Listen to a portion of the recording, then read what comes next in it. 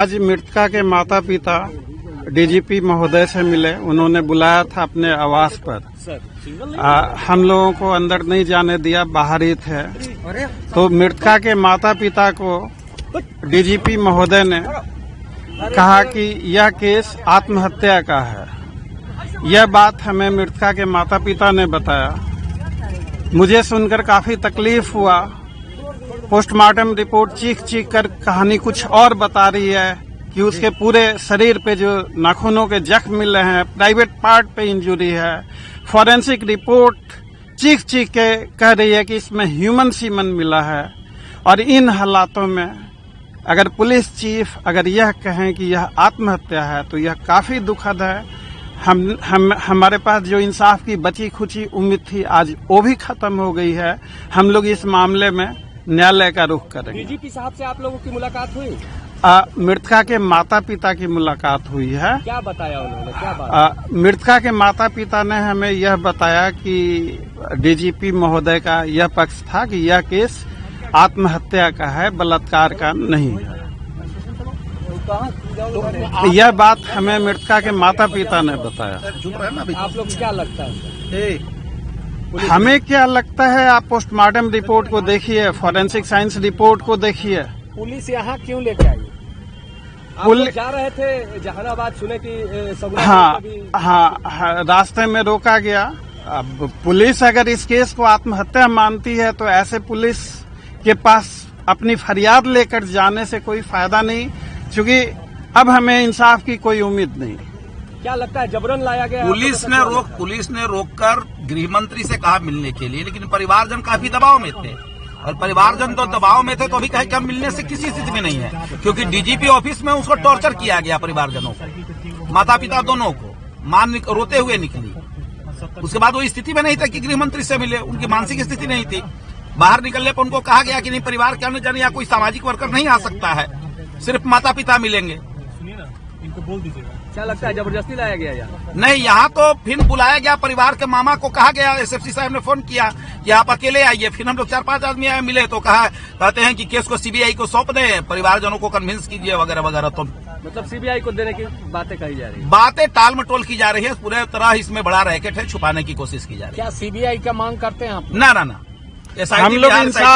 हम लोग इंसाफ की मांग करते हैं। इंसाफ की मांग करते हैं। जांच कोई भी करे, जांच निष्पक्ष हो, लॉन्गर करके बस टालना मटालना हो जाए। जांच बायस्ड माइंड से ना हो, जांच स्वतंत्र हो, निष्पक्ष हो और इंसाफ मिले। हम इंसाफ की मांग करते हैं। जांच कौन कर? इन हालातों में अभी तक जो इंसाफ की उम्मीदें थी वो सारी की सारी ध्वस्त हो गई। अब हमें नहीं लगता कि इस मुकदमे में इंसाफ हो पाएगा। आप कौन हुए सर? नाम बता दीजिए। मेरा नाम एसके पांडे हुआ। इस केस को मैं पीड़िता की तरफ से देख रहा हूँ। क्या मोबाइल नंबर हुआ? हाँ, डीजीपी साहब जो बुलाया था उनके माता वो तो सिर्फ पिताजी गए। ऑन रिकॉर्ड हुआ कि 3-4 हम अपने मीडिया के भाइयों से मैं अनुरोध करता हूं कि आप डीजीपी महोदय से पूछें उसके बाद एक परिवार कि यह आत्महत्या है या बलात्कार है। देश को बताएं कि यह आत्महत्या है या बलात्कार है। एसएसपी साहब ने कहा कि हम अकेले मामा से इस केस में लिपापोती हो गई। मामा जी को हमें इंसाफ की कोई उम्मीद नहीं है। आप 2-4 लोगों से मुलाकात के बाद वहाँ क्या बताया गया? परिजनों को आत्महत्या है या फिर? डीजीपी साहब से हमारी बातचीत नहीं हो पाई। परिवार के लोगों की बातचीत हुई। परिवार के लोगों ने हमें यह बताया कि डीजीपी महोदय अभी भी इसे आत्महत्या मानकर चल रहे हैं।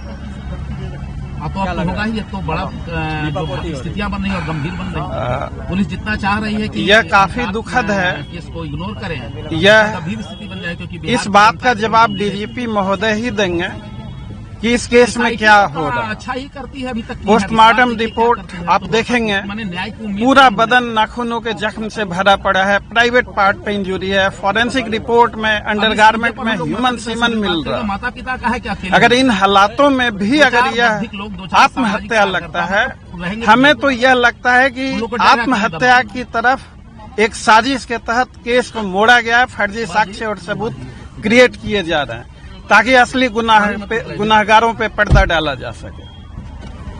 और दूसरी बात,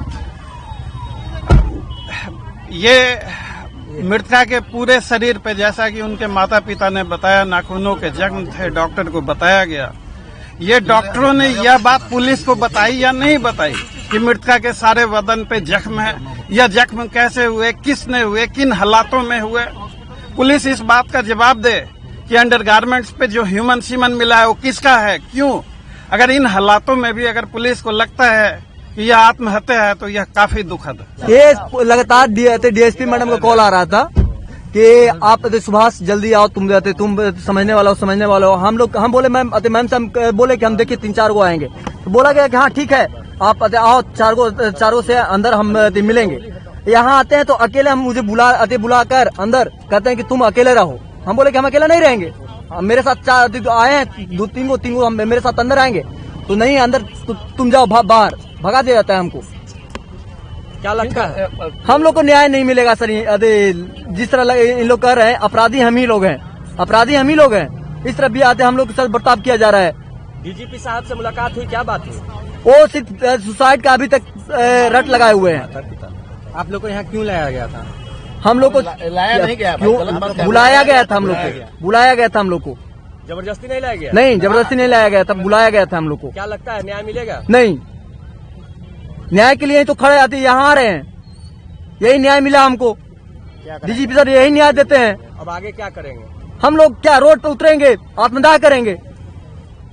यहाँ किस लिए बुलाया गया था? सचिवालय थाना जब वहाँ से बातें काम बिगड़ी तो यहाँ मैडम बोली कि सुभाष तुम समझने वाले हो, तुम आओ यहाँ, तुम आओ यहाँ, मिलना चाह रहे हैं हम। तो यहाँ आते हैं तो यहाँ पे एसएसपी सर रहते हैं, यहाँ पे सिटी एसपी रहते हैं, यहाँ पे एडिशनल एसपी रहते हैं, यहाँ पे डीएसपी मैडम रहती हैं।